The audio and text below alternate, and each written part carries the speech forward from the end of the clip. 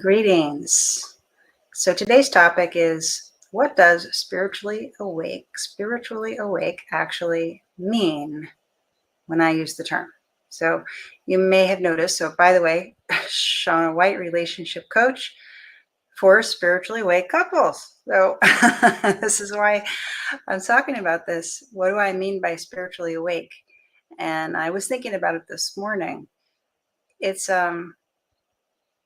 it's a subtlety really worth discussing. So what I mean by spiritually awake, so for me, the word spiritual points to that the that a person's focus sees value in intangible things as compared with a more material focus that's really focused on what's going on in the physical. And the reason why this is so important to recovering or opening deep heartfelt connection in relationship is because when you prioritize authenticity and connection over certain ideas of needs. And what I mean by that is like things that you think need to happen in the tangible. Why do you think they need to happen? Well, you think they need to happen because so let me begin at the beginning. When we're growing up, and that means like all stages of growing up, not just when we're young, but also when we're growing up in our early experiences of romance. As we develop new experiences in whatever realm it is that we're learning about ourselves in, one of the things that just happens for humans is that when a situation occurs and we feel good, then we can draw an association that I need that situation to go that way in order to feel good. So, for instance, whatever, I'll just take something we can visualize. Maybe your partner gave you flowers on Valentine's Day and treated you to a very nice romantic dinner. And that felt good. And then you could develop an idea that you really like that kind of a celebration of Valentine's Day. And I actually see this out there in the digital blue yonder where people are complaining because what's usually young women, it just happens to be statistically so far the case in my experience. Their boyfriend had actually gave a lot of attention, romantic attention, to their Valentine's Day, but didn't get them flowers. And they saw someone else got flowers posted on social media, and they're like, "Hey, should I be upset because I didn't get it that way?" So this is my point: is we can get, as humans, we can get attached to certain ways that we think that things should look, the way they should play out in the tangible realm. And that's the foundation of control, that I want it to go this way. It should look this way. You need to do this, that, and the other thing, and then I will be happy. That is control. So control stifles the natural energy of joy and love. And so couples may go through a process of trying to reconcile where they express their needs in the form of the way that they can understand their needs, which may be more at a level of, I need this to happen, I need that to happen. And they can strike up an agreement and a compromise where they come together about how they agree that things should go in their relationship, or how things should be handled, what should be said, what shouldn't be said. But this won't actually open up a natural flow of heartfelt connection and intimacy, because controlling how things happen, even if you agree and compromise, if the underlying dynamic is control about how things happen at the situational level, then the inspired energies of love and intimacy are just not going to flow because the inspired energies of love and intimacy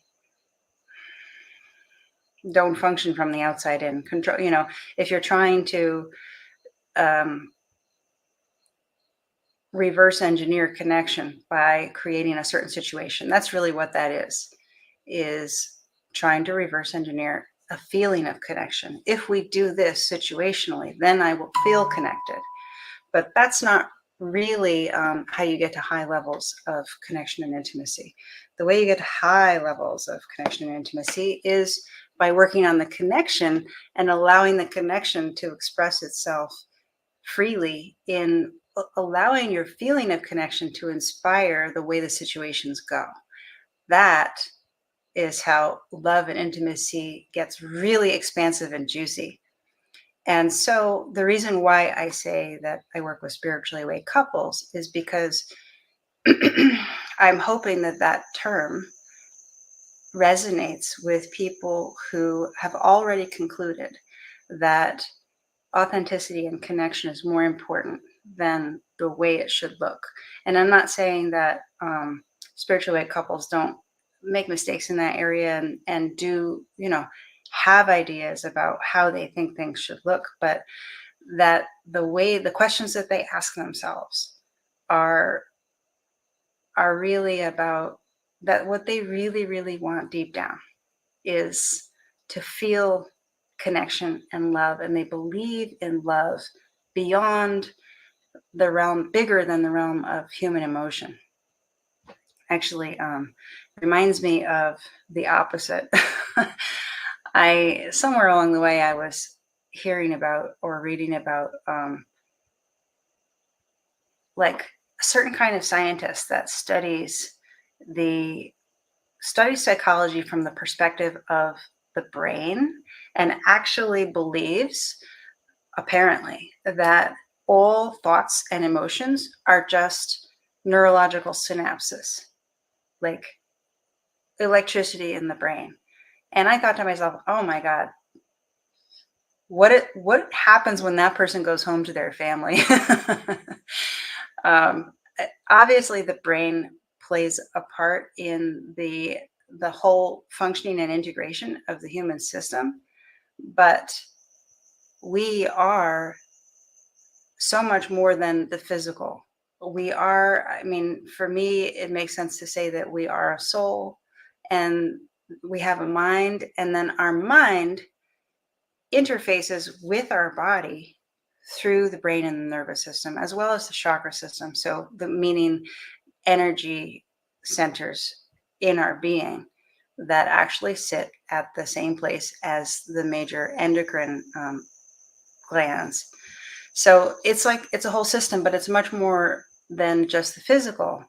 And it's important that we come to our relationship realizing that it's much more than just the physical. And so when we're looking for how do we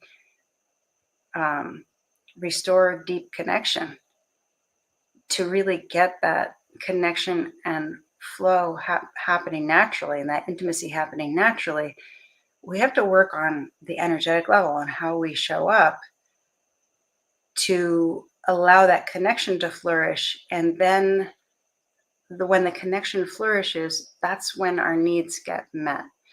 Whereas I see often out there in the world, it goes backwards, that people are trying to reestablish connection with their partner, but they are honestly, they're taught the way to do that based on the information that we get in the marketplace of ideas, that a really good way to do that is to ask for your needs to be met.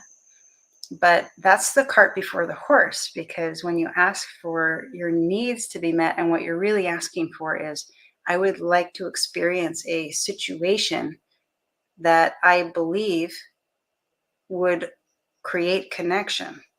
It really goes the other way around. We create connection, and that creates the situation that is so enjoyable. So a fulfilling connection creates enjoyable situations. And so as long as someone is open to that approach to their relationship, then that's what I mean by spiritually awake. That you believe in love, that love is bigger than just a human emotion. And the reason why that's important is because it means that you can trust to follow love instead of trying to make it happen. That's why that part is important.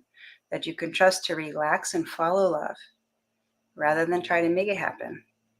And that you can trust that prioritizing authenticity and connection will naturally take care of your needs, because without having to make it happen, without having to make your needs happen or to ask for your needs. And I'm not saying we don't communicate with our partner for our self-care. Absolutely we do. So there are some ways in which it makes sense to communicate about our needs.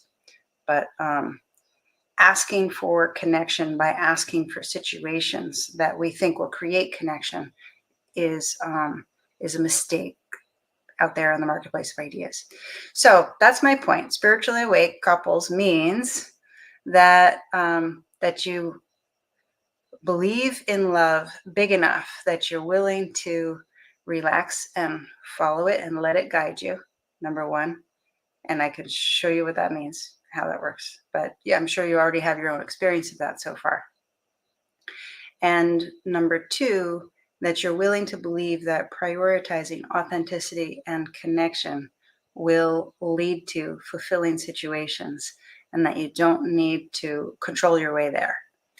That's what I mean when I say spiritually awake couples. So I hope that that's helpful and interesting food for thought. And if you have any thoughts in response to that, I'd love to hear them. Comments, DMs, and I'll see you tomorrow.